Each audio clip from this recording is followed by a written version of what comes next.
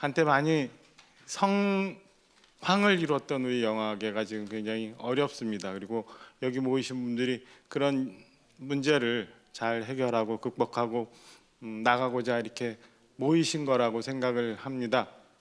저도 옛날에 우리 영화가 흥행했던 것처럼, 그리고 온 국민이 영화관을 찾았던 그때를 다시 만들기 위해서 여러분과 함께 최선의 노력을 다하겠습니다. 우리 문화관광체육위원회는 이모경 간사님하고 더불어, 그다음에 전재수 위원장과 같이 더불어 여야 구분 없이 여러분을 위해서 합심해서 열심히 노력을 하겠다는 말씀을 드립니다. 하시라도 저희와 같이 도움이 필요하거나 아니면 저희와 같이 하셔야 될 일이 있으면 이렇게 늘 청해 주시면 자리 만들어서 같이 고민하고 같이 웃고 같이 슬퍼하는 그런 나날들이 되기를 기대해 봅니다. 긴 시간 계시면서 우리 영화인들과 우리 토론회를 같이 호흡해 주신 우리 박덕훈 위원장님께 다시 한번 또 감사의 말씀을 드립니다. 오늘이 우리 영화 산업이 다시 발전하는 그런 뜻깊은 날의 계기가 되기를 바랍니다. 여러분과 함께 늘 하겠습니다. 응원합니다. 존경합니다. 고맙습니다. 지난 100년간 영화는 우리 국민들에게 가장 친근하게 향유할 수 있는 문화 콘텐츠이자 교육 콘텐츠였는데 다양한 시대상에 반영이 되어서 역사 그 자체로 흘러왔던 것 같습니다. 우리 국민들은 영화를 통해 울고 웃었고 영화를 통해 감동과 희망을 얻었으며 영화를 통해 사람 냄새를 물씬한 다양한 세상사를 접할 수 있게 해주었습니다. 저 또한 영화 우리 생애 최고의 순간을 통해서 비인기 종목 핸드볼을 대한민국 국민에게 알리면서 감동의 스포츠 드라마로 우뚝 서게 되었습니다. 저도 어떻게 보면 영화인이라고 할 수 있습니다. 그렇습니까? 네, 그런 마음가짐으로 영화를 너무나 사랑하고 영화를 보는 것을 너무 좋아하는 한 사람으로 탈바꿈되었습니다. 최근 몇 년간 여러분들 아시다시피 코로나19 속에서도 기생충, 미나리 등 세계를 우리가 장악하면서 어려운 터널 속에서도 저에게 감동의 영화, 드라마를 통해서 저희에게 잠깐이나마 웃게 해줄 수 있는 그런 영화들이 있었고 전 세계인들에게 공감과 찬사를 받았던 그들에게 한류라는 새로운 문화 콘텐츠를 제공할 수 있었던 대한민국이 위대하다라는 생각을 한번 해봅니다. 그런데 지금 한국 영화는 새로운 위기에 처해 있습니다. 코로나19의 긴 터널을 지나왔지만 예전의 추세를 회복하지 못하고 영화 산업 전반에 찬바람이 불고 있습니다. 극장 영화들이 퇴조하고 OTT 영화들이 각광을 받으며 마침내 올해 부산 영화제의 개막작으로 OTT 영화가 선정되기에 이르렀습니다. 우리 영화계 전체가 요동치는 지각 변동이 발생하고 있는 것이라고 생각을 합니다. 오늘 이 자리는 우리 영화 산업을 되살리고 K-무비의 지속 가능성을 확보하기 위한 다양한 논의들이 이루어지는 장이 될 것으로 저는 기대합니다. 영화 현장의 여러 전문가들의 심도 있는 토론을 통해 현실적이고 안정적인 영화 산업 활성화 방안에 대한 아이디어와 실효성 있는 정책 제안을 공유하는 자리가 되길 진심으로 바랍니다. 또한 위기가 처했을 때는 혼자의 힘보다는 함께하면 우리가 극복하는데 시간을 초월할 수 있다고 저는 생각합니다. 오늘 우리 영화인들 외에도 많은 일반 관객들이 많이 오셨습니다. 우리 일반 관객들도 오늘 우리 영화인들이 현장의 목소리를 발제를 통해서 들어주시고 여기 계신 모든 분들도 영화를 사랑해 주시고 또 영화관에 직접 가셔서 영화도 상영해 주시는 그런 센스를 보여주시면 우리 대한민국 영화 산업이 더 발전되고 세계에서 K-무비가 우뚝 서는데 한 걸음 더 빨라질 수 있을 것 같습니다. 그렇게 해주시겠습니까? 네, 다시 한번 이 중요한 시기에서 이렇게 또 영화 발전을 위해서 오늘은 반드시 우리 영화 산업에 계시는 종사자들이 영화 산업에 활력을 충전하고 갈 수 있도록 그리고 해답을 찾아서 반드시 반영시켜서 전 세계적으로 우뚝 설 수 있는 그런 영화가 될 수 있도록 해주셨으면 좋겠습니다. 그 길에 꽃길을 가는데 저도 이모경도 박정아 간사님도 함께한다는 말씀을 드립니다. 일단 통계로 보는 극장 산업을 보시면 이제 9월 누적 관객 수 같은 경우 9,685만 명, 그다음에 매출액은 9,424억 원입니다. 뭐 이렇게 되면 아마 제일 체감을 하시기 어려울 텐데요. 전년하고는 비슷한 수준이고 코로나 이전이었던 2017년도부터 19년도의 평균을 한다 그러면 관객 수는 한 60%, 매출액은 70% 정도로 아직 회복되지 못하고 있는 상황입니다. 그리고 이제 흥행한 영화작들을 보면 파묘, 범죄도시, 인사이드 아웃, 베테랑 2, 파일럿 이런 식으로 해서 한국 영화가 많이 흥행하고 있었습니다. 그래서 실질적으로 한국 영화 같은 경우는 전년 대비해서 50% 가까이 증가를 했습니다. 그래서 지금 한국 영화 점유율이 한 60%, 외화가 40% 정도 되고요. 그러니까 이 부분은 아까 말씀드렸듯이 코로나 전 시기와 비교를 한다면 한국 영화만 본다면 한 관객은 70%, 매출액은 한 80%까지 회복이 된 상태입니다. 그래서 일단 천만 영화들이 나와줬고요. 중급 영화도 흥행을 했고, 그 다음에 이제 공연 영화나 아니면 사랑의 하츄핑 같은 애니메이션까지도 다양하게 흥행을 한 한 해였습니다. 그래서 사실 중급 영화의 흥행과 극장의 변화라는 타이틀을 잡아봤는데요. 사실 성수기 이 대작의 부재였습니다. 이번 여름은 유일하게 블록버스터 영화가 없었던 시기였는데요. 그래서 지금 그 갭을 이제 파일럿이나 탈주, 핸섬 가이즈가 메워줬는데 하나의 긍정적인 측면은 이제 여름 시장에서 뭐 꼭 블록버스터 텐트폴 영화가 아니라 중급 영화도 흥행할 수 있다라는 긍정적 시그널이 있었고요. 조금 아쉬웠던 부분은 사실은 이 중급 영화들이 여름 시장 자체를 키우는 역할을 못했다라는 부분이 있습니다. 뭐 여기 패널로도 계시지만 김한림 감독님께서 2014년에 개봉했던 명랑, 함께 개봉했던 군도, 그 두 작품만 하더라도 2,200만 관객이 있었거든요. 그러니까 시장을 확대하는 효과가 있는데 사실은 그런 부분은 약간 아쉬움 났습니다. 그래서 결론적으로는 사실은 텐트폴 영화와 중급 영화가 같이 나와서 흥행해 주는 게 산업의 성장, 안정적인 성장을 도모하는 게 아닐까라는 생각이 듭니다. 그래서 말씀드린 대로 사실은 이제 그 중급 영화들이 많이 나와주고 있고 흥행하고 있기 때문에 저희도 많이 조언을 해야 될 것 같고요. 또 이제 시장의 특징이라고 치면 사실은 예전에는 여름 방학, 겨울 방학, 명절, 추석, 뭐 설날 이런 식의 그러니까 큰 시장이 있었고 그때 큰 대작들이 나왔다고 하면 지금은 트렌드가 좀 달라졌습니다. 그러니까 그 파묘 같은 경우는 2월 말에 이제 개봉을 했고 범죄도시는 4월, 5월. 그다음에 서울의 봄 같은 경우는 11월 달에 개봉을 해서 1,000만 이상의 관객을 이제 불러들였는데요. 그 얘기는 뭐냐 그러면 이제는 컨텐츠가 시장의 크기를 좌우하는 시기가 왔다는 거고 사실은 이제 뭐 투자 배급사나 뭐 제작자들 뭐 극장도 마찬가지 이제는 뭐 성수기가 아니라 괜찮은 영화들이 나오면 매 시기마다 한번 승부를 해볼 만한 시장으로 바뀌었다라고 인식하시면 될 것 같습니다. 그리고 이제는 팬덤 시대가 시작된 것 같습니다. 그래서 뭐 애니메이션, 공연 실황 그러니까 딱 특정 마케팅, 특정 관객층을 대상으로 마케팅을 해서 수익을 내는 그런 방식의 영화들이 많이 나오고 있고요.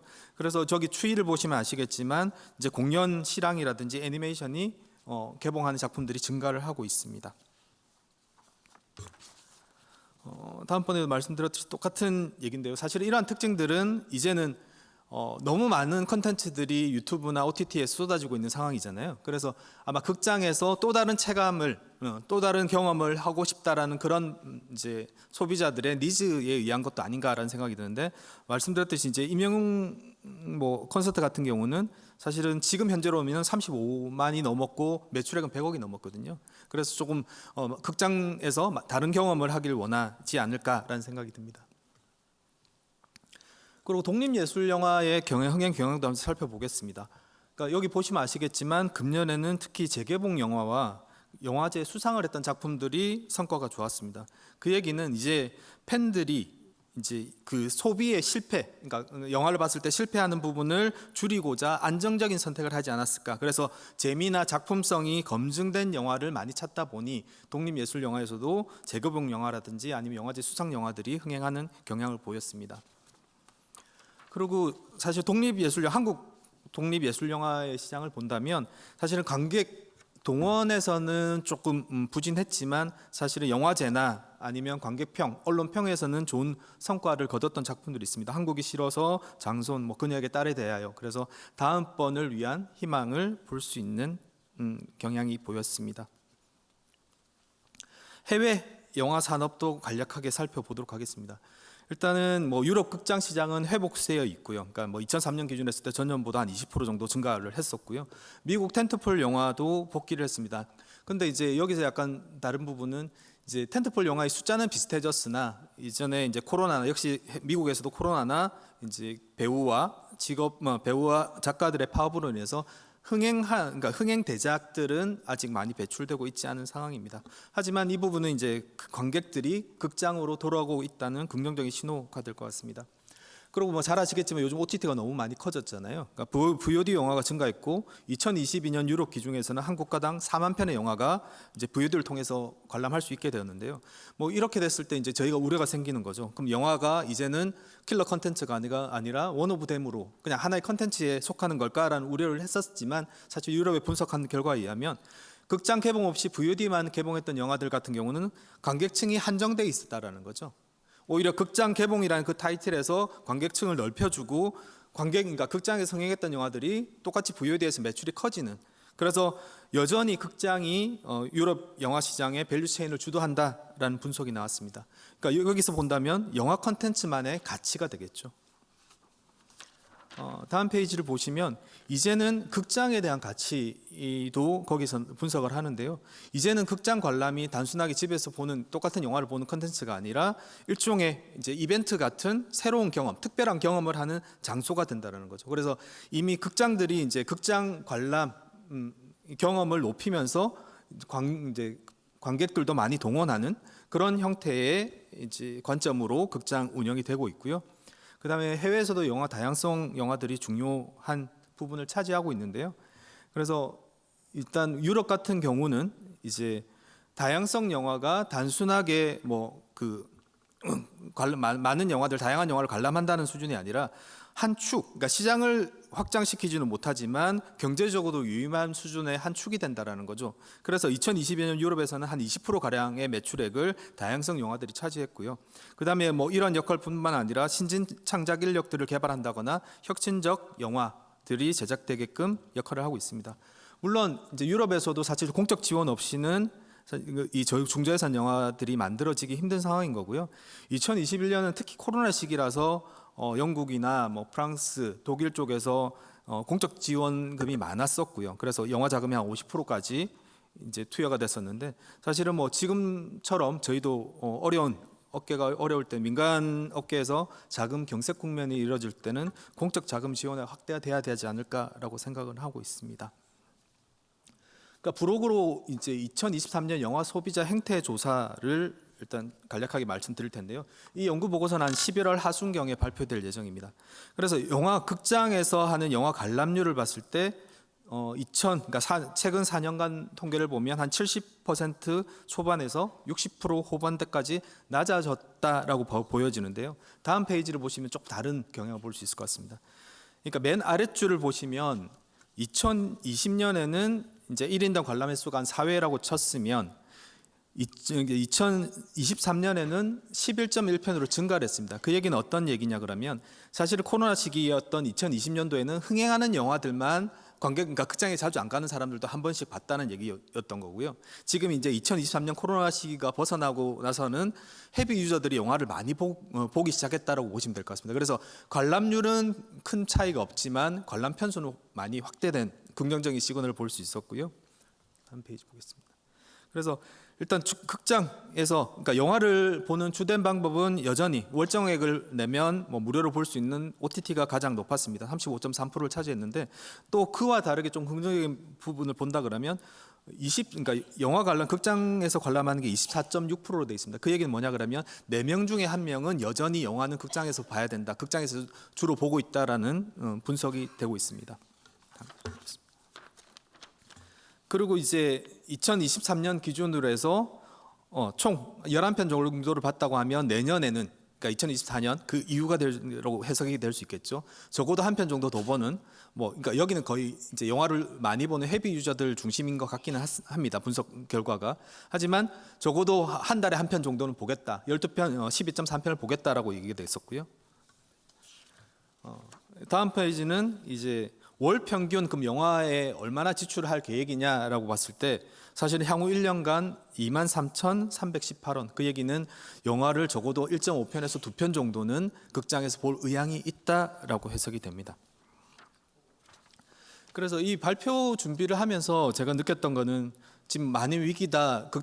관객들이 극장을 찾지 않는다라는 얘기를 많이 하고 있는데 사실은 우리가 생각했던 것보다 더 많은 관객들이 좋은 영화를 극장에서 만날 수 있기를 기다리고 있는 거 아닌가라는 생각을 하게 됐습니다.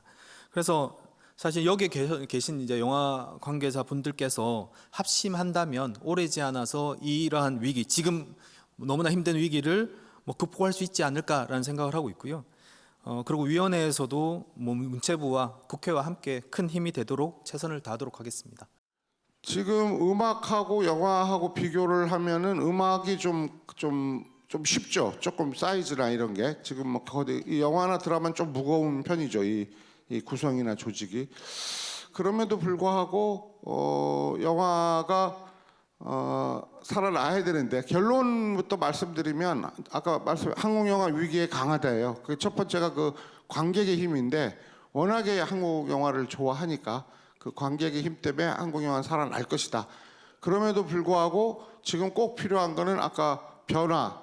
일단 또 바뀌지만 내부적으로 변화를 해야 되는데 저는 그게 이 플레이어 교체라고 생각합니다. 일종의 신진 선수들, 능력 있는 신진 선수들이 대거 들어와야 되고 바로 그 신진 선수들로 하여금 과거에 저희가 그 전성기 구성했던 그 멤버, 감독, 배우 다 이 새로운 이걸 만들어야 되는 지금 시기다. 왜냐하면 공백기가 길었기 때문에 그리고 한류를 공급하는 지금 공급해야 될 시기가 지금 지나버렸어요.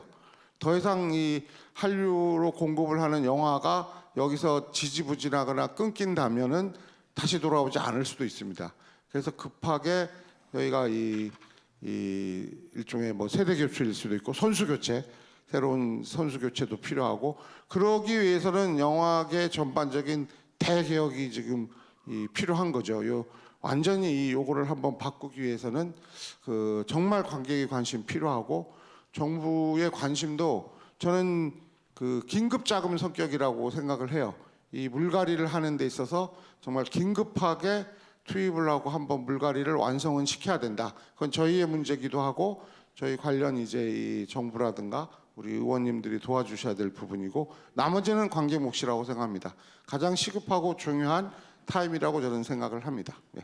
체감상으로 투베사에서 느끼는 입장이 가장 클 것 같기는 하고요. 지금 영화 시장 자체가 팬데믹 이후에 60%밖에 회복이 안 되는 상황이고 저희 쪽에서 보기에는 이게 뉴노멀이 아닌가라는 이런 시각으로 좀 바라보고 있고요. 그러다 보니까 이제 개봉에 대한 손실 우려 이런 것도 좀 커지고 있는 상황입니다. 그러다 보니까 또 이제 60%밖에 이제 회복이 안 되다 보니까 투자 자체가 이제 좀 소극적으로 되고 자금도 안 돌고 있다 보니까 전체적으로 좀 어려운 상황이다라고 보시면 될 것 같고요. 이에 따라 이제 외부에서 기존에 투자를 해주셨던 외부 투자자들도 좀 이제 관망하는 자세로 좀 영화 시장이 적정선까지 좀 올라오기까지를 좀 지켜보고 있는 상황이고요.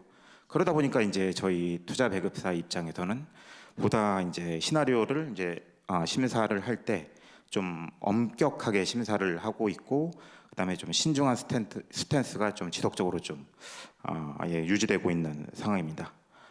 지금 저희가 보기에는 이런 좀 어려운 상황이 25년 내년까지는 조금 지속될 거다라고 바라보고 있고요.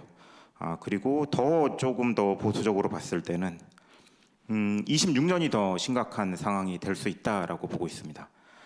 지금 자금이 이제 선순환이 되면서 지금 투자가 들어가야 이제 26년에 새로운 영화들이 개봉을 하는데 지금 그렇지를 좀 못하고 있다 보니까 뭔가에 대한 지원이라든가 좀 이제 외부 투자 그리고 이제 영화계 협력이 좀 절실한 지금 상황이다라고 지금 보여지고 있고요. 이를 타개하기 위해서 조금 몇 가지 제안을 좀 투자 배급사 입장에서 말씀을 드리겠습니다. 일단 좀 다양한 영화에 대한 투자 지원이 필요하다라는 말씀을 드리고요. 물론 지금 준비를 안 하고 계신 건 아니고 얼마 전에도 지금 영진이랑 문체부 주관하에 한 100억 정도를 조금 영화에다가 투자를 하겠다라고 이제 간담회를 좀 진행을 했었고, 네, 하지만 또 이게 뭐 100억이란 돈이 뭐 독립 영화나 일반적인 영화를 할 때 또 뭐 큰 돈일 수도 있지만 좀 이제 상업 영화를 하기에는 좀 규모가 작아 보이는 지원금이기도 합니다. 그래서 이 규모를 조금 더 예산을 확보해서 좀 총액 자체를 늘려줬으면 하는 바람이 있고요. 두 번째는 이제 기존에 이제 모태 펀드를 통해서 펀드 결성과 운영을 했었는데, 요거를 조금 좀 한시적으로나마 유연하게 좀 가져갈 수는 있지 않을까라는 좀 생각이 들고요. 지금 기존의 모태 펀드가 운영하는 VC 펀드들이 상호 출자 제한이라는 법 규제에 좀 걸려 있습니다. 이게 어떤 거냐면은 지금 뭐 CJ, 저희 SLL, 카카오 같은 대형 투자사들이 제작사를 조금 인수를 했고요. 근데 이 제작사들이 대기업에 속해 있다 보니까 이 펀드 지원을 못 받는 그런 지금 상황에 좀 처해 있고요. 이에 따라서 작년에 한시적으로 좀 법 규제를 풀어주셔갖고 여기에 지분율을 30%에서 40%까지 10% 정도 완화하는 정책을 시행해 주셨는데, 여기에 투자사에서 느끼기에는 조금 더 풀어주십사 하는 입장입니다. 그래서 이제 상업 영화 시장이 좀 정상으로 올라올 수 있는 한시적으로 1년, 2년간만이라도 이런 제작사에 좀 투자가 될 수 있게끔 풀어주시면 어떨지 좀 제안을 드리고요. 그리고 이제 뭐 좀 전에도 말씀을 해주셨는데 좀 영등이 심의 제도가 지금 현 시장 상황에서의 허들이 되는 건 아닌가라는 이런 좀 생각도 해보게 되고요.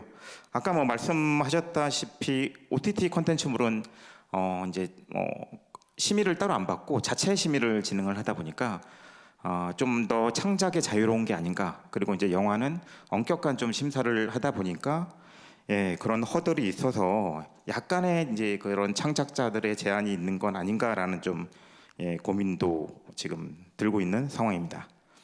그리고 이제 뭐 추가적으로 조금 뭐 영화관과 제작 인력에 대한 좀 뭐 지원도 필요해 보이고요. 지금 뭐 시장이 안 좋다 보니까 지속적으로 신규 투자가 조금 어려운 상황입니다. 신규 감독님들에 대한 투자도 있어야 되고 작가분들에 대한 투자도 이루어져야 되는데, 지금 뭐 당장 먹고 살기가 힘들다 보니까 이런 좀 기존의 기업 차원에서는 좀 힘든 상황이다 보니까 정부 차원에서의 이런 적극적인 지원이 좀 필요하다. 그래서 이제 기본적인 좀 뭐 지금 어려운 시기이긴 하지만 산업 부흥을 위한 좀 펀더멘탈 유지가 좀 필요해 보이고요. 좀 이제 이거를 더 확대할 수 있는 모멘텀 정책도 필요해 보인다. 라고 생각이 들고, 마지막으로 좀 미개봉작이 아직도 시장에는 많이 남아 있습니다. 한 23년 이전 작품들이 아직 한 30개 정도가 남아 있고요. 요거를 작년에 이제 미개봉작 지원 펀드라고 해서 조금 도와주셨는데, 그럼에도 불구하고 한 30편 정도가 아직 남아 있다 보니까 여기에 대한 좀 지원책도 마련이 필요해 보이는 그런 상황입니다. 이상입니다. 영화가 한 편 개봉을 하면 100원을 번다고 하면 제가 대리 정도 할 때까지만 하더라도 극장에서 90원을 벌었습니다. 그리고 극장 이외의 윈도우, 뭐 OCN 같은 채널에 판매한다든지 DVD를 판매한다든지 해외에 판매해서 10원을 벌었어요. 현재는 대략 극장에서 70원 정도를 벌고 있고요. 그 이외에 IPTV, OTT, 방송 채널, 해외 판매 또는 저작권 판매 등등을 통해서 대략 30원을 벌고 있습니다. 그래서 저는 제 업을 기준으로 이렇게 배급업이 자기 사업성도 높이고, 그리고 우리가 영화 콘텐츠 업계에서 관객한테 다가가는 마지막 릴레이 주자라는 생각으로 우리가 잘해야 영화가 돈을 벌 수 있고, 내가 내 업에 대한 전문성을 높이고 열심히 일해야 영화 산업으로 다시 좋은 자금이 들어올 수 있다는 사명감을 가지고 있습니다. 그래서 제 요즘의 관심사는요, 저도 영화인이기 이전에 한 사람의 관객으로서 느끼는 부담감이 두 가지가 있습니다. 아마 제가 이 두 가지를 얘기를 하면 모든 분들이 맞아 나도 그렇게 생각해 말씀하실 텐데요. 영화를 소비할 때 드는 돈이 과거에 비해서 비싸졌어요. 비단 영화관 티켓값만 비싸진 것이 아니라 OTT에 우리가 매월 월정액으로 지불하고 있는 돈도 상당합니다. 그리고 또 그런 것을 소비하지 않으면 이런 문화생활을 영위하기 어렵기 때문에 조금 부담되더라도 소비하시는 관객이 많은 걸로 알고 있습니다. 또는 그렇게 좀 큰 부담을 갖고 영화 소비를 했는데 영화가 만족스럽지 않으면 낭패감이 굉장히 크시잖아요. 그래서 그 부분에 저는 요즘 많은 고민을 가지고 있습니다. 우리 내부에서 잘 업무를 함에 있어서 특히 제 역할에 있어서는 관객이 다양한 방식으로 영화 티켓을 구매를 하실 때 보다 접근성도 좋고 이왕이면 저렴하게 그렇게 구매하실 수 있는 방법이 없을까? 이 부분을 놓고 좀 배급을 담당하고 있는 저와 제일 오른쪽에 신한식 본부장님 극장을 대표해서 나오셨거든요. 좀 요즘 많은 만나서 토론도 하고 서로 정보를 공유를 하고 있습니다. 그래서 관객 여러분들이 내시는 티켓 요금이 우리 업계로 잘 정산이 되어서 다시 그게 투자원으로 통해서 감독님들이 영화를 제작하시고 제작자분들이 영화를 제작하시고 투자자분들이 영화를 투자하실 수 있도록 도와드리려고 노력을 하고 있습니다.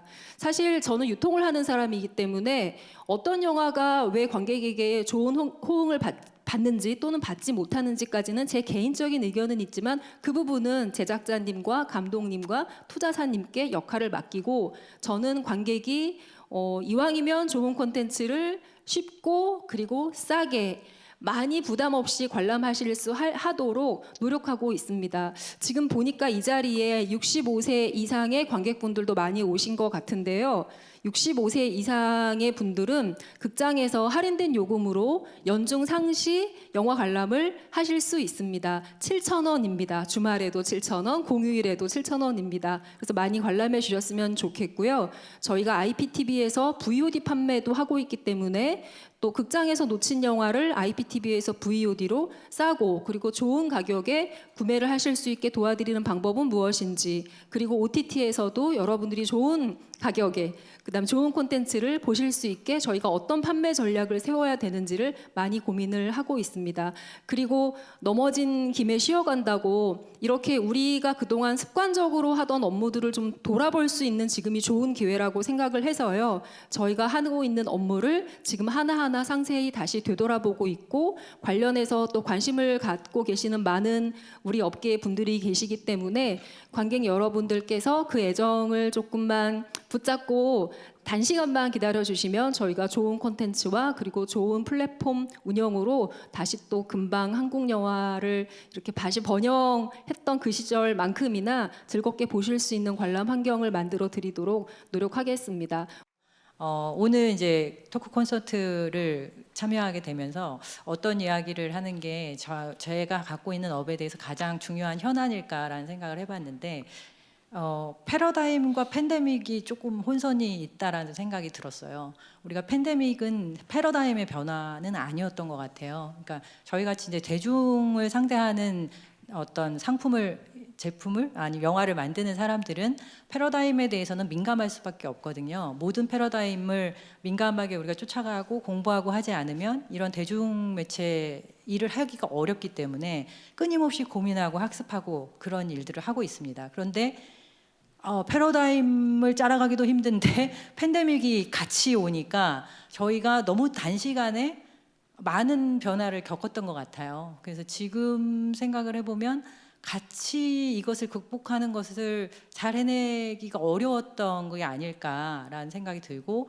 오늘 이 토크 콘서트 영화계 아까 영준이 팀장님도 말씀하셨다시피 위기가 없었던 적은 없었다라고 계속 많은 분들이 공감하시거든요. 저도 그렇게 생각해요. 저도 20년 넘게 이 업계에 있었는데 항상 자료집을 보면 위기 극복 방안 이런 자료집을 매년 보거든요. 그래서 위기가 항상 있었구나 라고 생각을 할 수밖에 없어요. 근데 이번은 되게 특별했던 것 같아요. 어떤 특별한 팬데믹이라는 특별한 재난과 여태까지 계속되었던 위기는 구분되어야 된다고 생각을 하거든요. 그래서 지금 그러면 이 특별한 위기 상황에는 특단의 조치가 필요한 것이고 이제까지 많은 위기와 문제점들을 극복하기 위해서 노력했던 것 말고 다른 방식도 고민을 해야 된다.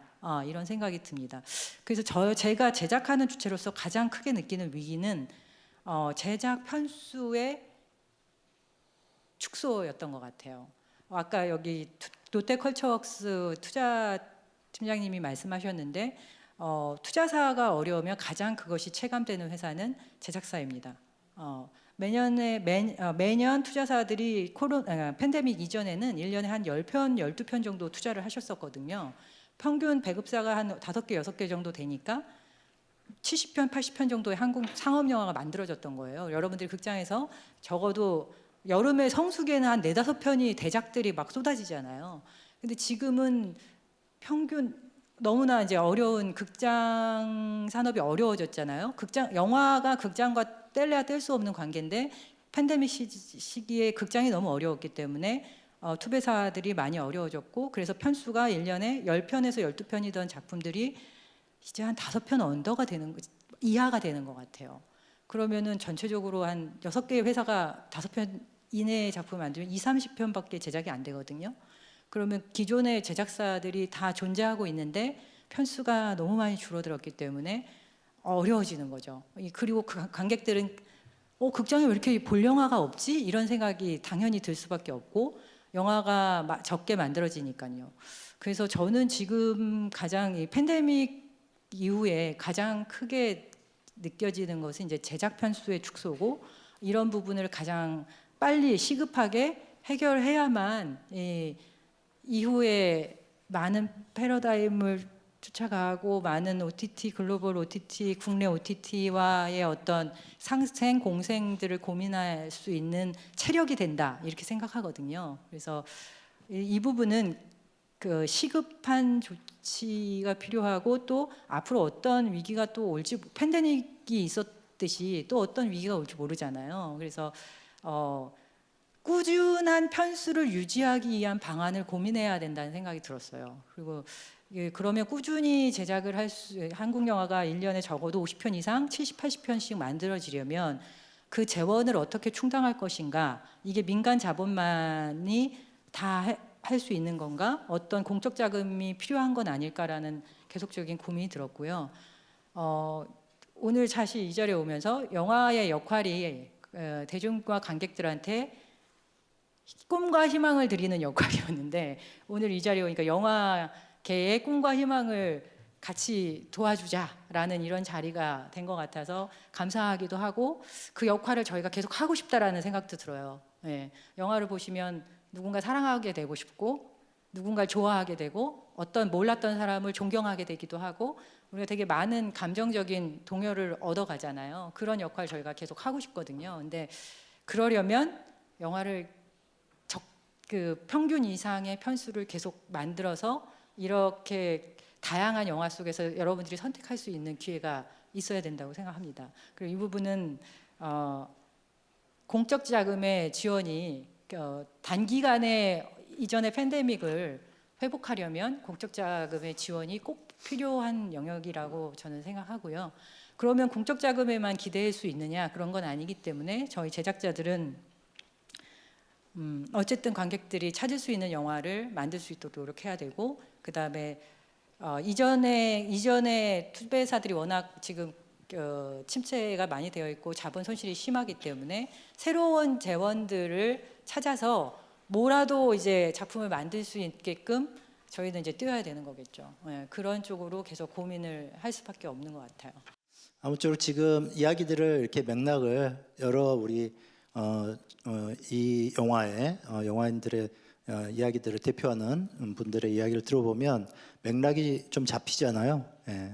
그러니까 어떤 공적 자금이란 부분, 그리고 또 법으로서 뭔가 좀 우리가 좀 보호받아야 되는 지점들, 또는 어떤 보호받는다기보다는 어떤 룰을 좀 정해 주십사 하는 부분들, 사실 그런 것 때문에 이 국회 이 대회의실을 저희들이 이렇게 차지하고 지금 이 토론회를 하고 있다고 생각합니다. 그래서 저는 이런 생각이 듭니다. 그러니까 그러면 한국 영화가 굳이 잘 돼야 되는 이유가 뭔데? 한국 영화가 잘 안 되더라도 우리는 즐겁게 어떤 작품들을, 그게 미국 작품이든 뭐 일본 작품이든 뭐 유럽 작품이든 보면 되는 거 아닌가? 굳이 한국 영화가 잘 돼야 되는 그 이유가 뭐야? 라는 지점에서 저의 감독으로서의 어떤 관념적인 그 명분을 말씀을 드리자면 세계사적으로 어떤 그 영화사적인 운동들이 있었어요. 그러니까 뭐 1920년대 이제 독일의 표현주의 영화부터 운동부터 시작해서 그 다음에 1940년대 이태리의 뭐 네오리얼리즘 어떤 영화 운동, 그리고 50년대 프랑스의 누벨바그 운동, 그리고 또 60년대 프리시네마라는 이제 영국의 운동, 그리고 또 미국으로 와서 미국에서는 또 다른 어떤 실험들이 있었고, 그리고 그런데 그런 것들이 다 영화사를 주도하긴 했지만, 그리고 또 50년대에 일본으로 와가지고 이게 한 바퀴 돌죠, 신기하게. 그리고 지금은 이제 한국에 어떤 문화적인 주도권이 와 있는 것 같아요. 예. 근데 한국 말고는 다른 곳에서의 어떤 영화사적인 운동들은 다 아주 소수의, 어떻게 보면은 부티크적인, 그리고 엘리트적인 그러한 어떤 영화사적인 운동이었단 말이죠. 근데 한국에서는 특이하게도 이게 한국 대중들과 함께하는 그런 어떤 영화사적인 특징을 갖고 있습니다. 그래서 한국에서는 어떤 메시지나, 그리고 또 어떤 시대 상황, 그리고 또 사회적 상황들을 같이 그것들을 공감하면서 또 그런 어떤 기획적인 것들이 유독 많이 나왔고, 또 그러한 것들이 지금 세계사적으로, 이건 한국 내의 어떤 대중적인 것뿐만 아니라 세계사적으로 K 콘텐츠라는 이름으로, K 시네마라는 이름으로 지금 주목받고 각광을 받고 있는 게 작금의 현실인 것 같습니다.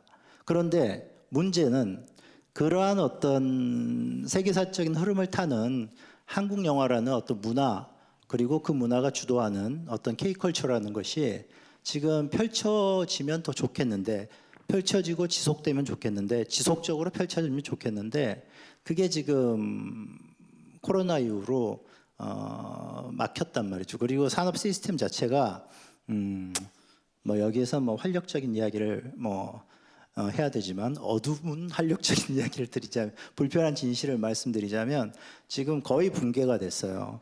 어떻게 보면 제가 10년 동안 이순신 3부작을 만들면서 점점 관객 수가 줄었어요. 그러니까 어떻게 보면은 2014년에 명량 때는 1,761만을 했고, 그리고 극장에서요. 그리고 이제 2022년에 한산 때는 720만을 했고, 그리고 작년 겨울에 노량 때는 이제 456만을 했습니다. 그러니까 줄죠. 예, 줄고, 그 다음에 한산과 노량은 코로나 이후에 개봉한 작품들입니다.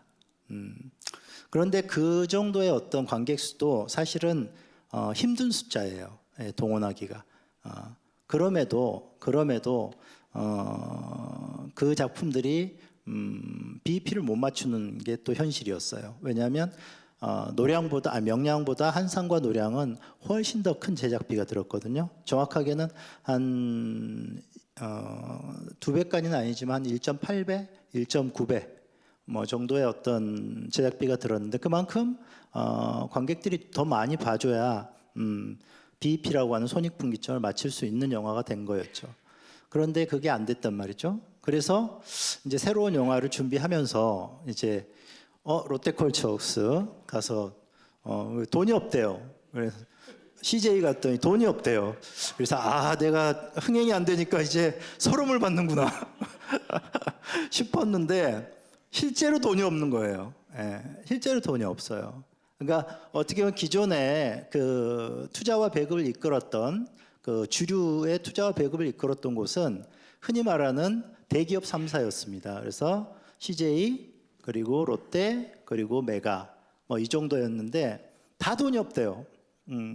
그래서 롯데컬처는 특히 요즘에 보면은 이제 재정비 상황이고, 또 CJ는 또 해외에 어떤 그 작품들에 좀 더 치중하는, 이제 그런 해외 작품에 치중한다는 것은 해외에서 어떤 미국의 제작사들과 조인해 가지고 뭔가를 하려고 하는 이런 분위기 밖에 없는 거죠. 그런데 이런 상황에서 저 또한 이거는 좀 많이 심각한데 이 생각을 하게 되는 거죠. 예, 그래서 거두절미하고, 사실은 공적 자금 투여가 그럼 얼마면 돼?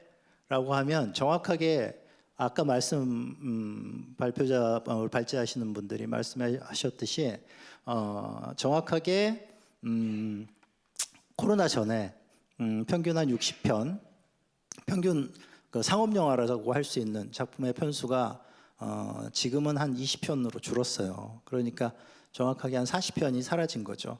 그리고 또 그 40편의 여력을 만들기 위해서는 공적 자금의 사실 마중물이 필요하긴 합니다. 여기 계시는 이모경 의원님과 그다음에 우리 문체위 우리 의원님들에게 간곡하게 부탁드리는데 그런 지점에서 이제 공적 자금을 좀 마련할 수 있는 게 필요하다. 제가 봤을 때는 최소한 2천억에서 한 3천억 정도는 구체적으로 말씀드리자면 필요한 것 같습니다. 그래서 영화 제작, 한국 영화 제작에 직접적인 지원을 해주시기도 좀 해야 되고 또 하나는 이제 흔히 말하는 벤처 캐피탈이라고 하는 VC들과 함께 또는 모태펀드를 이용해서 그 자금을 좀 불려서 그래서 이제 투자할 수 있는 방식의 그런 어떤 구조를 좀 가지지 않으면 영화 제작 편수가 다시 올라가기는 좀 힘들 겁니다. 그리고 두 번째로는 아까 홀드백 문제가 있었는데 안 가요 극장에. 제가 뭐 이순신 3부작은 극장에서 봐야 할 영화 하고 아무리 떠들어도 요즘에는 그러한 것들을 그냥 조금만 기다리면 편하게 안방에서 볼 수 있을 텐데 하고 안 갑니다. 그래서 제가 고뇌에 빠졌습니다. 야, 이게 참 큰일이구나. 이 현실을 어떻게 타개해야 되지? 막 이런 생각들. 그런데 지금 또 절실한 게 그 마중물적인 공적 자금 플러스 바로 홀드백에 대한 법적인 뭔가 정비가 필요하다. 그래서 흔히 아까 우리 이모경 의원께서 말씀하신 2년 최소한 1년 그리고 프랑스 같은데 2년 이렇게 이야기를 하는데 우리들은 그래도 최소한 6개월은 그 홀드백 기간을 반드시 지켜야 되지 않겠는가 이 생각을 합니다. 물론 이제 이 영화를 만드는 영화인들의 입장에서는 자구적으로 노력할 것들도 있죠. 뭐냐면 그만큼 콘텐츠가 재밌어서 극장에서 내리지 않으면 될 거 아니야. 그런데 그건 분명히 한계가 있다고 말씀드리고 싶습니다. 그래서 그런 홀드백 기간에 대한 법 제한은 시급히 필요한 것 같습니다. 그래서 아울러서 그러한 어떤 공적 자금을 제가 봤을 때는 뭔가 이렇게 모태펀드나 또는 어떤 펀드를 만들어서 투자하는 경우는 또 거기서 수익을 내야 되잖아요. 그래서 또 거기에서 또 작품을 선별하고 또 홀드하고 있고 이런 것들이 있기 때문에 물론 그런 쪽으로도 자금을 좀 많이 늘려야 되지만 영진이에 100억이 지원이 됐대요. 이제 한국 영화 제작 지원을 위해서. 그래서 제가 그 소식을 듣고 1,000억이 아니고 100억이라고? 100억 가지고 도대체 뭐 하자는 거야. 이런데 그래도 그 100억도 우리 영화진흥위원회에서 그래도 노력한 거니까 감사하게 받아 쓰겠지만 저는 그 돈이 적어도 2-3천억은 돼야 한다. 그래야지 그동안 편수가 줄었던 것들의 마중물이 돼서 다시 적어도 50편 이상 또는 60편을 넘은 이제 버금가는 그 정도의 제작 편수를 유지할 수 있다라고 말씀드리고 있습니다. 그래서 그걸 또 진행하고 집행하는 영화진흥위원회가 제가 여러 가지 공감되는 많은 형성은 못했지만 영화영상진흥원으로 좀 이렇게 그래서 좀 책임지고 그 자금을 좀 따오고 집행할 수 있는 그런 구조로 좀 가면 좋지 않겠는가 저는 그런 생각을 합니다. 어쨌든 관념적인 이야기와 굉장히 현실적인 이야기를 좀 넘나들었는데 그런 지점에서 좀 우리 의원님들한테 좀 많이 부탁드리고 싶고요. 앞서서 그 발제 때 그 독립영화가 요즘에 이제 좀 잘 되고 있다. 하지만 이제 관객은 좀 적다라고 하시면서 최근에 이제 독립영화 잘 된 장손이라는 영화가 한 3만 명 정도 들었는데요. 3만 명이면 보통 이제 김한민 감독님 영화에 비하면 정말로 300분의 1 정도 있는데 저희가 그 영화가 재미없어서 그렇게 보는 게 아니거든요, 사실은. 그 혹시 그 한국의 그 스크린 전체 개수가 몇 개인지 아시는 분 계실까요? 영화관 스크린 개수가 한 3,500개 정도 돼요. 3,500개 정도 되는데 독립영화가 흥행작이 개봉을 하면은 한 전국에 한 30개 스크린, 많으면 한 70개 스크린에서 상영을 합니다. 그러니까 여러분들이 그 영화를 극장에서 보고 싶어도 볼 수도 없고 그 영화들이 극장에서 하고 있는 걸 알 수도 없는 것입니다. 그래서 저는 이제 독립영화를 만드는 창작자이기 이전에 독립영화를 즐겨보는 관객으로서 내가 보고 싶은 영화가 좀 다양한 극장, 많은 극장에서 상영이 됐으면 좋겠다라는 바람을 가지고 이 자리에 섰습니다.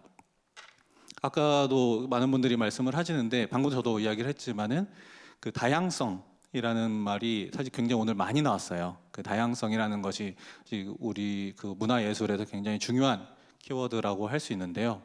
여러분들이 만약에 놀이공원에 그 롤러코스터 88열차, 88열차가 사람이 많다고 해서 다른 기구들을 다 치워버리고 그 88열차만 갖다 놓으면 어떻게 되겠어요? 처음에 이제 88열차를 좋아하시는 분들은 많이 오겠죠.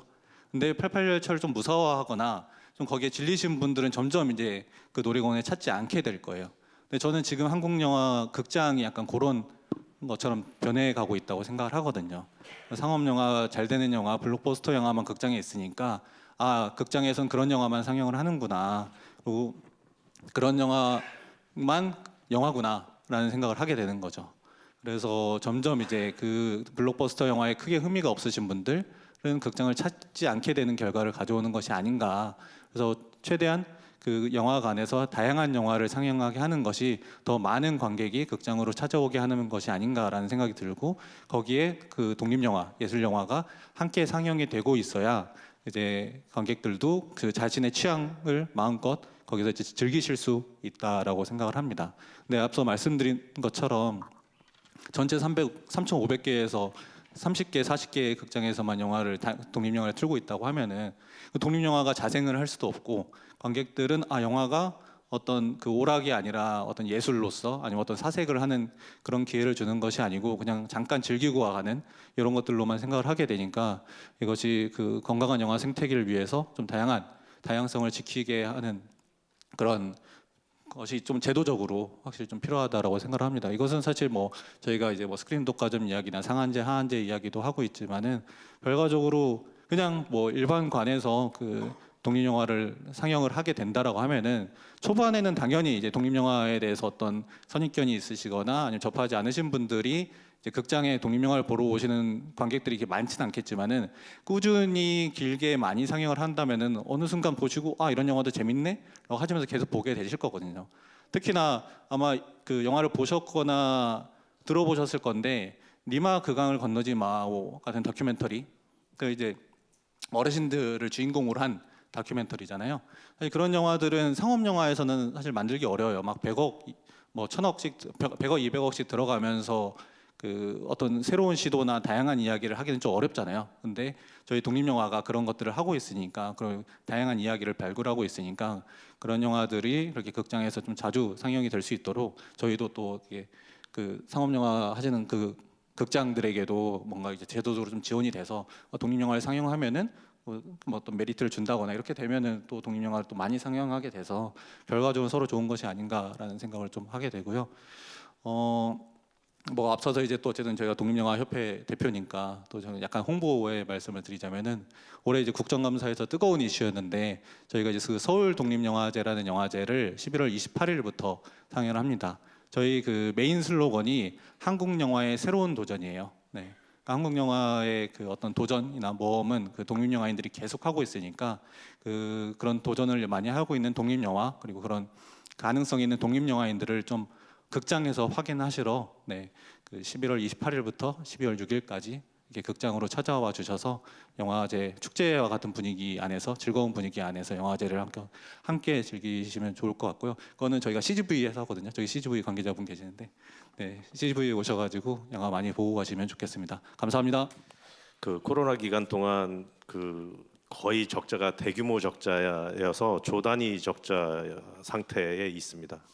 그래서 좀 상당히 좀 심각한 상황이긴 한데 제가 뭐 극장만 한 건 아니었고요. 저희가 이제 그 투자 제작 쪽에서도 이제 작은 영화, 예술 영화의 그 투자 제작도 담당을 했었고요. 그리고 상업 영화이긴 하지만 배급팀도 제가 운영을 했었고요. 그러다가 이제 영화관까지 하다 보니까, 그리고 하필이면 또 제가 거의 끝자락에 있다 보니까 앞에 말씀해 주셨던 분들을 다 요약해서 다 정리해서 한꺼번에 딱 말씀을 좀 드리자면, 실제 이제 극장은 지금 많은 대규모 적자가 있는 상태인데도 불구하고 어쨌든 이 위기, 코로나 이후의 이 위기를 극복하기 위해서 계속적인 투자는, 하드웨어 투자들은 계속적으로 일어나고 있습니다. 그래서 IMAX라든지 4D라든지 돌비라든지, 그리고 음향 시스템이나 어떤 뭐 영상 시스템들을 계속적으로 업데이트하고 투자를 하고 있는 상황입니다. 힘들지만 그래도 컨텐츠가 살아야 된다라는 그런 큰 그 컨셉에서 벗어나지 않고 계속 하고 있는 상황이고요. 또 올해부터 또 영진이와 함께 그 너랑보험이라는 프로그램을 운영하고 있습니다. 이 너랑보험이라는 거는 지금 이제 간단하게 생각해 보시면 여기 계신 분들 대부분 경험해 보셨을 텐데, 청소년기에 있었던 단체 관람이라고 보시면 좀 더 빠르실 거예요. 근데 코로나 기간 동안 3년 동안 그런 모여서 뭔가 영화를 볼 수 있는 그런 시기가 없었던 청소년들이 3년이 지나고 보니까, 또 젊은 세대들이 그런 것들이 없다 보니까 이 영화에 대한 그 문화 충족 체험이 상당히 많이 저조되어 있는 상태입니다. 그래서 그런 것들을 좀 더 깨워주고 그런 것들을 좀 더 활성화해 보자. 그래서 다시 영화를 볼 수 있는 기회들을 제공해 드리자. 이런 차원에서 지금 영진이랑 계속적으로 하고 있는데, 이런 프로그램들이 단순히 청소년만이 아니라 전 세대에 걸쳐서 확대가 된다고 하면 좋지 않을까라고 생각이 들고요. 지금 또 하나는 뭐 앞에서 말씀을 다 해주셨는데, 제일 중요한 건 컨텐츠라고 아까도 제가 말씀드렸잖아요. 그래서 컨텐츠가 있어야 영화관을 운영을 할 수 있기 때문에 그 근간에 그 컨텐츠의 가치 제고를 위해서 홀드백이라는 제도들이 계속적으로 있어줘야 그 가치를 롱테일 법칙이라서, 미국 헐리우드 같은 경우도 극장에서부터 시작해서 모든 플랫폼에까지 가는데 약 2년에서 3년, 4년 정도까지도 가고요. 최장 5년 이상 가는 프로그램들을 가지고 있습니다. 뭐 다 아시는 디즈니나 워너나 뭐 이런 회사들은 대부분 그런 플랫폼을 활용하면서까지 가고 있기 때문에 아마 컨텐츠가 조금 더 부흥기가 오기 위해서는 그런 부분이 좀 필요하지 않은가라고 생각을 하고 있고요. 앞에서 계속 얘기를 해주셨는데, 이제 이 시장에 뭐 결국엔 금전적인 문제인 것 같아요. 그래서 재원이 확보가 되지 않고 있는 문제에 대해서는 조금 더 들여봐야 되는데, 아까 김한민 감독께서도 말씀해 주셨지만 그 한국 영화가 한 1년에 이제 보통 필요로 하는 영화가 제가 볼 때는 한 3천억 정도라고 얘기를 하고 있거든요. 그래서 재원이 없다라고 얘기를 해주셨는데, 사실 작년이죠. 작년에 국회의원님들과 이제 정부에서 이제 발표해 주셨던 전략 펀드라는 게 있습니다. 그 규모가 원래 규모는 전체 규모는 한 6천억 정도 되는 거였는데, 거기에는 뭐 영화 콘텐츠 외에도 드라마, K무비 뭐 이런 것들이 다양하게 들어가 있다 보니까, 사실 그런 펀드가 조성이 되어 있는데도 불구하고 펀드를 만들겠다라고 했는데 그런 부분들이 아직 안 되고 있고, 아까 말씀드린 대로 한 3천억 정도 얘기를 거기에 비중을 태워주신다 그러면 우선 시작은 할 수 있지 않을까라는 생각이 들고요. 그게 이제 매년 그런 선순환 구조들을 만들 수 있도록 몇 년간 한다고 보면 결국에는 그게 마중물 역할이 되지 않겠냐라는 생각이 좀 듭니다. 그리고 한 가지 더 말씀드리고 싶은 거는, 지금 아까 백재우 이사장님께서 말씀해 주셨던 것 중에 그 작은 영화들을 위한 어떤 지원 프로그램들은 영발기금 말고, 그러니까 그 지금 문화발전기금 외에 사실은 국고에서 어느 정도의 지원들이 좀 더 퍼포먼스가 일어나줘야 같이 갈 수 있는 공존의 부분이라고 봅니다. 그래서 영발기금은 사실 그 산업 내에서 일어나는 재원 마련이고요. 국고에서 지원해주는 그러니까 정확하게는 영진이의 어떤 예산 안에 그런 부분들이 국고 지원이 녹아 들어가야 좀 더 활성화될 수 있지 않겠는가라는 생각으로 제가 말씀하셨던 것들을 다 정리해서 말씀을 드렸습니다. OTT에서 저작권 일을 하는 사람으로서 OTT가 지금 어떤 상황이 있고 창작자들한테 어떤 방향의 철학을 가지고 접근하고 있는지를 말씀드리는 게 영화 생태계에는 좀 도움이 되시지 않을까. 그 차원에서 한번 준비를 해봤습니다. 그게 어떤 거냐면 일단 OTT 홈대업은 저작권과 관련된 이슈들을 다루고 있는 곳이고요. 여기에는 티빙, 웨이브, 왓챠 그리고 카카오 엔터테인먼트 그리고 LGU 플러스가 참여를 하고 있습니다. 저희가 고민하고 있는 영역은 뭐냐면 국내 OTT들이 서비스를 하고 있는 영상물들은 다양합니다. 그 중에 가장 많은 포션을 차지하고 있는 영역이 방송 프로그램이 있고요. 그리고 그 다음이 영화입니다. 그리고 나머지 이제 애니메이션과 다양한 컨텐츠들이 있고 그 중에 저희가 스스로 기획해서 제작하고 있는 오리지널들이 있습니다. 아까 말씀 주신 내용 중에도 보면 OTT 오리지널에 대한 말씀을 주셨는데요. 저희가 서비스하고 있는 컨텐츠 중에서 방송 컨텐츠의 경우에는 방송사와 방송실현자권리협회 그리고 방송작가협회가 체결하고 있는 특약에 의해서 수익을 배분하고 있습니다. 방송사가 OTT로 컨텐츠를 공급하면 그 공급한 금액의 일정 퍼센티지를 그 프로그램 제작에 참여하셨던 연기자분들이나 작가분들하고 쉐어를 하고 있죠.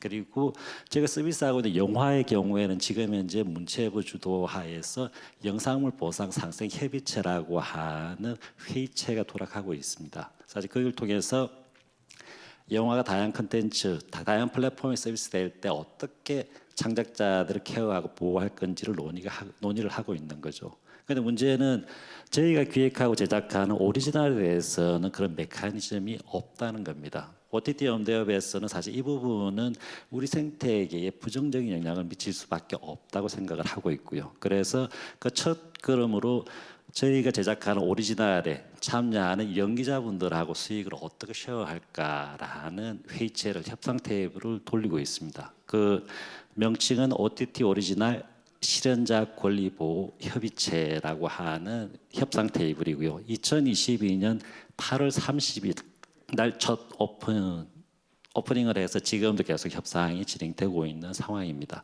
저희가 이런 고민을 할 수밖에 없는 이유는 OTT 오리지널에 출연하시는 분들이 아니면 참여하신 작가분들이 수익 차이가 없다 그러면 이분들은 OTT 오리지널 제작에 참여하지 않으실 거라는 우려감이 있고요.